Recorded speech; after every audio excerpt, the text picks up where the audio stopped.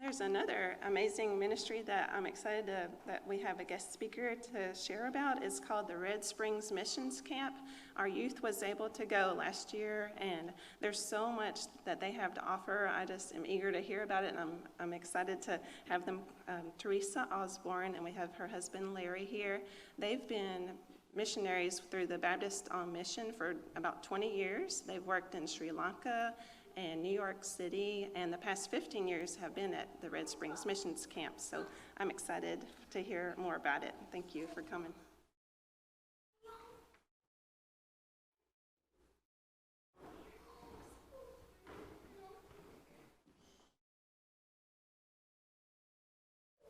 Good morning. Can you hear me okay? Yes? Is that okay? Can you hear me? I'm not playing on my phone up here. I'm just trying to look and see what time it is. Harmon was correct. We live in Red Springs. We live in a little tiny town of Red Springs, which is about 3,300 people. Larry and I are originally from the Appalachian Mountains of North Carolina. And so we are mountain people. And, well, technically I was raised in the foothills, but nobody says I'm foothills people. So we just say we're mountain people. So, but we felt led to go into missions, and my husband, who always wanted to go full-time into missions, the door opened for him to go to Sri Lanka after the tsunami of 2004. And so he went to coordinate building houses and feeding and distributions. And it was just a great experience. And so then after we came back from Sri Lanka, we got the call to go to New York. Now, you know, New York City is busy. So it was very different for us because we came from small towns. So getting used to New York is a lot different. A lot of tears because I can't find my way around the city. But once you figure it out, it's a lot easier. But we came to Red Springs in 2006. So we were talking this morning, and I said, next month we'll be here 16 years. And God has just really done some amazing things in those 16 years. And I want to share that with you today. I want to start with a scripture. And you don't have to look it up unless you just want to. And it is Galatians 5:13. And it says, "You, my brothers, were called to be free, but do not use your freedom to indulge the sinful nature. Rather, serve one another in love." The entire law is summed up in a single command: love your neighbor as yourself. So the Red Springs Mission Camp came about after Hurricane Katrina. Baptist on Mission, who we work for, which ultimately works under the Baptist State Convention. Baptist on Mission are more known for disaster relief. They're the guys with the yellow shirts and the yellow hats that go on disasters and feed people and, and rebuild houses. And so that's what Baptist on Mission is primarily known as. They have, 18 different ministries. That's just one. They have 18 different ministries, and the camps are one of their ministries. Someone, when they were at, rebuilding houses after Katrina, someone said, well, if we can do this, why can't we do it in our state? So, because our state gets a lot of hurricanes, and so someone said, yeah, that's a great idea. So they decided to go to Robeson County. And I want to give you just a few little statistics about Robeson County. It is the largest county in the state. It is also the poorest county in the state. high school dropout rate when we came 16 years ago was 30%. Think about that. That's 1 out of 3. Now I think it's about 20%, so it has gotten better, but still, that is so high. That is the highest that I could find in the state. So there's still a lot of things that need to be done. But one thing I did find out about all of Robinson County is they need Jesus, just like everyone else. Everyone else, they need Jesus. Now, we are not short on churches in Robinson County. As a matter of fact, we have 2 associations, and each one has 75 churches in it. So we are not short on churches, but a lot of people just don't go to church. And so if there's a need, they will come to the camp. So I'm going to tell you just a little bit of things about the camp. Sorry, I'm going to go this way where I get the microphone. The things that make our camp unique is that we are open year-round. We're not open during the summer. We're not a summer camp for youth. We are open year-round. We take teams of all ages. We take youth groups. We take children's. We take family teams. We take senior teams. We take any kind of ministry. If you have a specific ministry you want to do, we can line it up because there's a need for it in Robinson County. So, we also have community events, and I'll go over that a little later, but our camp is a little different than all the rest because we are most known for construction and for repairing homes. That was the intent of the camp, was to repair homes and do handyman stuff for homes.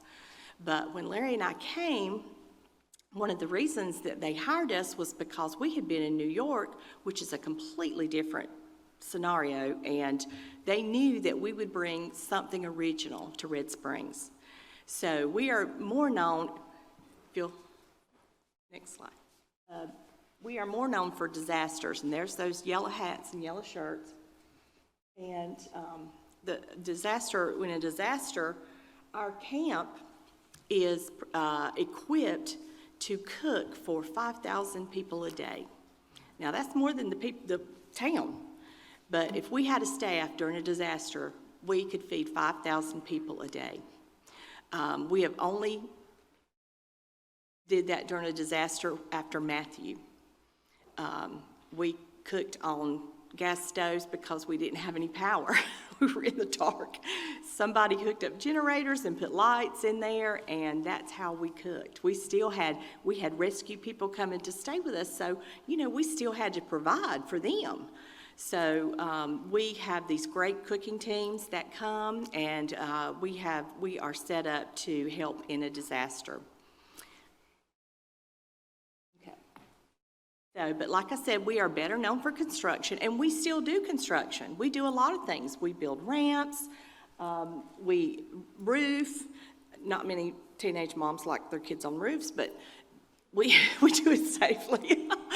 And we have men's groups that love to do roofs, and they do. And there's a great need for handicap ramps and roofs. That is the biggest request that we get. People come and they want a handicap ramp or their roof done because it's leaking.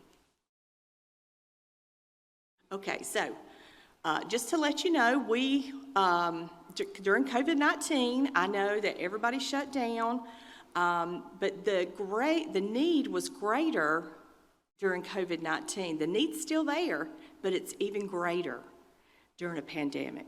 So what do? We were very fortunate enough that we probably stayed busier in 2020 than we did 5 years before, because we did food boxes, we did, I'm trying to think, we set up a home goods area for people whose houses had burnt down, or people who are starting going into an apartment.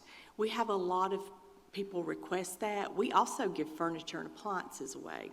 So we have a large warehouse And Carmen can attest to this. It is full of items, full of donations. People send us donations practically every day. So what do we do with those donations? Our goal is to turn around and give them back to whoever needs it. So because we don't feel like God has given it to us because he wants us to give it back. We want to give it out to the community. Now, with Red Springs Mission Camp, we are not a handout facility. We want to be a hand-up facility. We want people to be self-sufficient, and we want to help them in their time of need, but we also want them to know that, you know, we're in this together. We're partnering together. So we did the backpacks in November. We did feeding, breakfast feeding at one of the churches. So we stayed very busy during the pandemic. We did not just sit around. We were very, very busy. Okay, like I said, we set up a household center. We had an abundance of household items that were donated, some new, some not new. And that's a good-looking picture of it, because now it is so crowded because we have so much stuff that you can barely walk back there. So we have a lot of things, and people are so grateful. We just let them take a cart and go back there and get whatever they need for their apartment. And like I said, we also give furniture out a couple of days a week, and we give appliances out whenever we get them in. And when they come in, they go out just as quickly. Okay, so we also do a skills training. Now, a skills training is where you come and you learn how to do a skill. A lot of people we found didn't want to volunteer in a disaster situation because they didn't know how to do anything. If you speak to me about anything more than a hammer or a screwdriver, I'm lost. So they decided to have these skills training to teach people how to do these things that they need to do in a disaster when they rebuild houses. One of them was flooring. They taught a group to lay flooring. They taught a group to do siding on a house. They taught a group to do roofs. We do all kinds of scenarios, and ladies, don't feel left out, because we actually have more women who come to these trainings than we do men. They want to know how to do this so they can help, or they might want to know how to do it so they can go home and do it. I don't know, but that's up to them. So we are very honored that one of the ministries in Baptist Home Mission, called Deep Impact, it is a youth ministry. We host them for 2 weeks during the summer. They are ages 13 to 18, and they come together. They have these groups. Basically all we do is house them and feed them, because they have so many, Deep Impact lines up so many projects, and they go out into the community and do these projects, and then they come back in and they get to talk about what they did, and they do praise and worship, and it's just a great time. If I see some youth here, if anyone's interested, or maybe the youth director is interested, it is a great, great program. But not to be left out, we also have Deep Impact Kids. Now, Deep Impact Kids is for ages 1st through 5th grade. So, and what they do is they come and we prepare things for them to do that they can do at their age. Now, this group here is serving at at My Refuge, which gives out clothes and food every day to the homeless in Lumberton. So these guys, and their shirt says, "Work hard, pray harder." So they all have the yellow shirts on, but this group was awesome. They helped out a lot. The lady in the black is the woman who runs the ministry, Miss Rose. She is a hoot. And so they got to spend the day with her and do things that she needed done. During August, we also have a school supply sale. Now, we caught a lot of flack when we started doing this because churches would say, well, a sale, why don't you just give it away like everybody else? But again, we don't want to be a handout. We want to be a hand up. So what we do is we allow parents who may not want to go get free stuff handouts. We allow them to come in and they only pay like a nickel or a dime for each item. So you can get your children's school supplies for $1 or $2.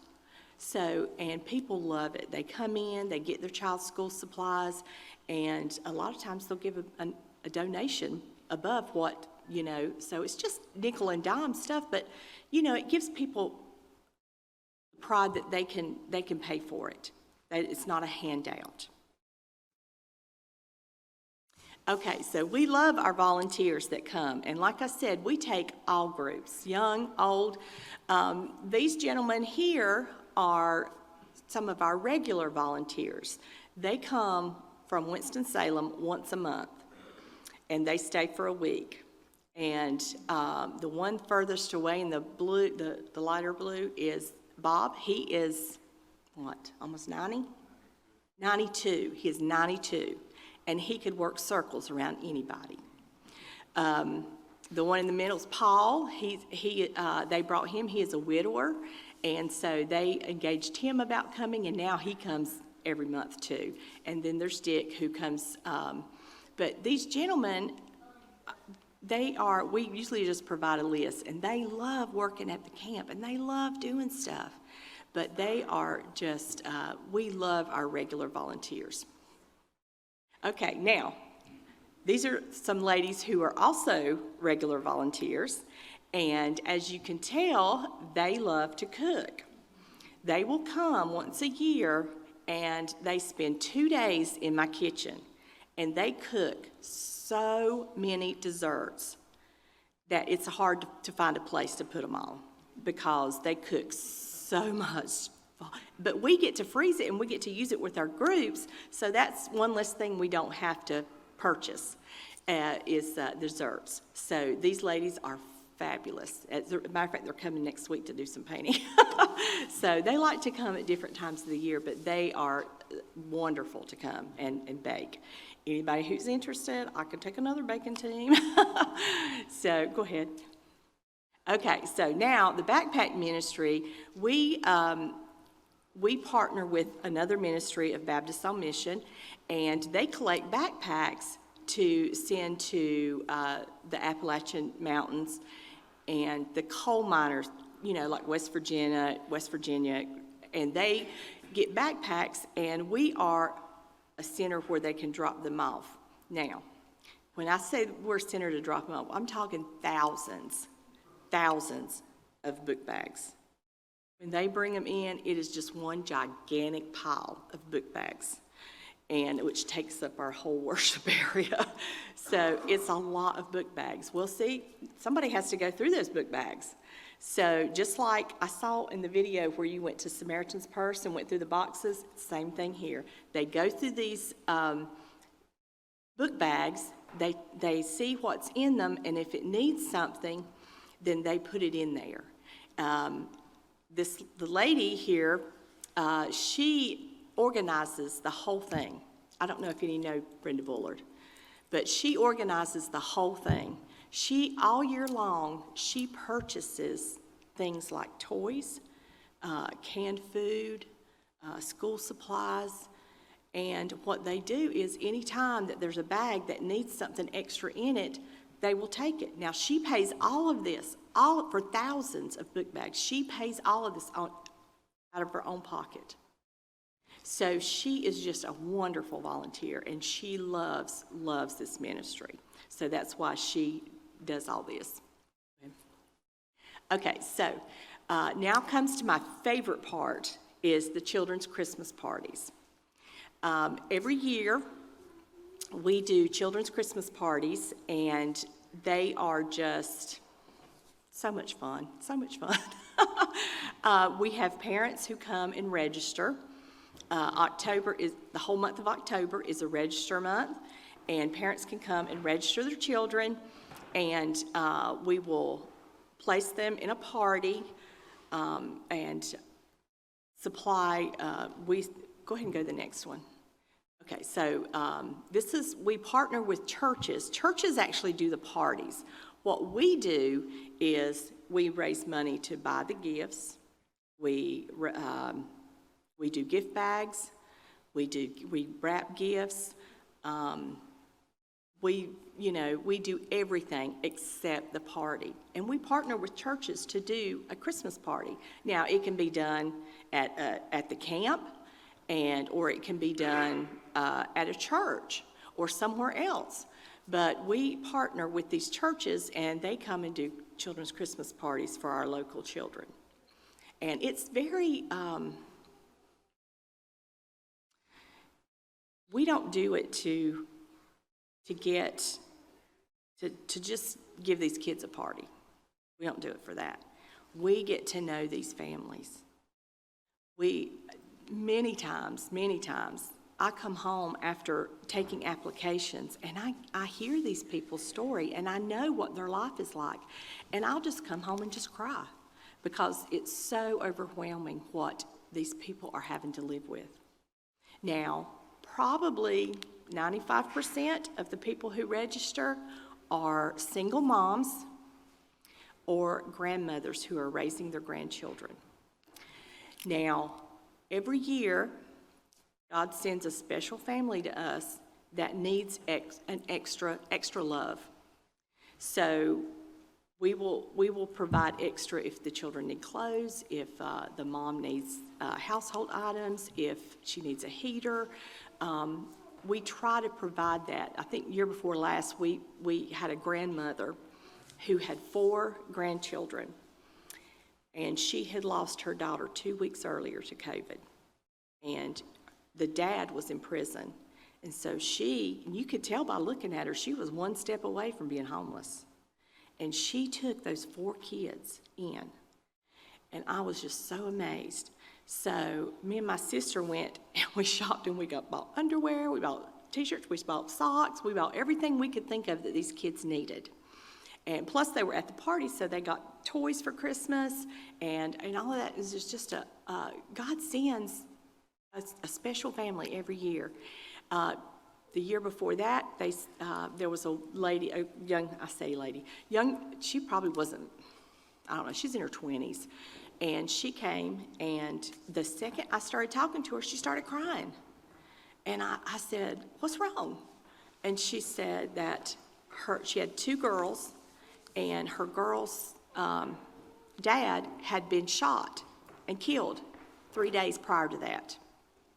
So I just sat down with her, and I got a box of tissues, and we just sat there and cried, and I just let her talk. But we get to know these families personally. The kids love Larry because Larry gives them snacks and candy and whatever they want when they come and register. If they bring their children, Larry will take them and get them, whatever they want. So they love Larry. Larry's the greatest. And as you can see through this picture, and Larry's probably going to be mad at me, Santa loves Larry too. Now, our Santa here is a very, very, very good friend of Larry's. And unfortunately, we lost him to COVID too. But he loved playing Santa. Now, I don't promote people bringing Santa in the church, but we're not a church. So teams, that's up to them whether they want to do Santa or not do Santa. That's completely their choice. I don't believe it, but if it's not their conviction, that's fine with me. But yeah, so Santa loves Larry. Everybody loves Larry. So go ahead. Okay, so thank you for having me. I did want to share one more scripture. I want to make sure. I did want to share one more scripture, and you don't need to look it up because you probably know it. 1 Corinthians 13, verse 1 through 3. And now I will show you the most excellent way. If I speak with the tongues of men and angels, but have not love, I am only a resounding gong or a clanging cymbal. If I have the gift of prophecy and can fathom all mysteries and all knowledge, and if I have a faith that can move mountains but have not love, I am nothing. If I give all that I possess to the poor and surrender my body to the flames, but have not love, I gain nothing. We are called to love and serve these people. And if we don't serve out of love, then we're just nothing. It's just nothing. It's for nothing. So when you come, I'm not going to say if, but when you come to Red Springs, just have an attitude of serving in love. And so I want to thank you for letting me come and speak. I hope that I did put some little pamphlets and brochures and some of Larry's cards. If you're interested in something, please just come up and take it. You're welcome to it. So, anything else? Did I miss anything? I don't think so. I think I covered everything. So does anybody have any questions? This is the audience participation part. Does anyone have questions? Church groups, do you allow families to come in? Yes, we do. We have family weekends. We have, like I said, we have DI Kids. We have family weekends where families can come, and we line up projects that they can do as a family together. We don't separate them. We don't put the kids here and the adults here. We want groups, family units, to be able to minister together. And the kids love it. They absolutely love it. They get to run around the camp. They get to do things that they don't get to do at home. And they get to meet people. And so they get to meet people that they're helping. Now, we started, when our daughter was 6, we started taking her on mission trips with us. And she's very mission-minded. She loves it too. But yes, we do take family units. Yes. Yes. Our camp is designed to house 200 volunteers at one time. We have bunk beds. We have 100 units inside the building, and we have some mobile homes that are we call them sleeper trailers, and they hold another 100. So we can provide for 200 people.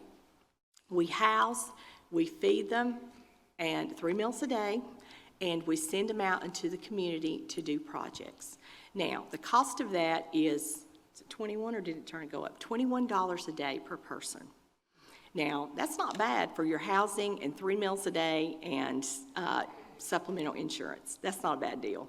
So $21 a person per day. Or if people want to stay a week, we add it up for a week. So if they want to stay just one day, if you just want to come for the day, we love that. Carmen and her family come for the day. And we love it when they come. Because I can make those tall boys do anything I want them to do. They can reach places I could never get to. So I love it when she comes. So anybody else? How far away it is? It's not that far. You what? How far away you are? Oh, yes. We are only less than an hour away. We're only 50 minutes away. 50 minutes. At least that's what my GPS said. Anybody else? Well, gosh, I must have did a good job if y'all don't have any questions. Like I said, there's literature up here. If you want it, please take it. You can also go to the Baptist on Mission website. There you can find anything, any kind of project that they do, all about their 18 ministries and what kind of projects they have. I highly recommend that you go on the website and take a look around. But if you want to get a first-hand account of all the 18 ministries, we have a mission conference coming up. When is the mission conference? It's in March. I'm sorry. I'll have to get Carmen the details. But the mission conference is in Winston-Salem this year, and it is just phenomenal. It is phenomenal. Great speakers, just great testimonies. We have a little area where all the ministries are set up, so you can take a look and ask questions, and you go around, and it's just, you get to see firsthand all these different ministries. Now, we also have some excellent speakers, excellent. We have had, who's there this year? I don't even remember. But we've had like Ann Graham Lotz, we've had all these big speakers. They come and they just do a phenomenal job. If you go and you don't get fired up about missions, you're probably dead. So just it's a great way to get to see all the ministries that Baptist on Mission have. But go to their website, it's baptistonmission.org, and you can go there and look around, and it has all the ministries. And we're on there too. So any other questions? All right, well, I'm going to turn it back over. Thank you so much for having me. I loved coming, and I loved meeting all of you, and I had a great time. Thank you.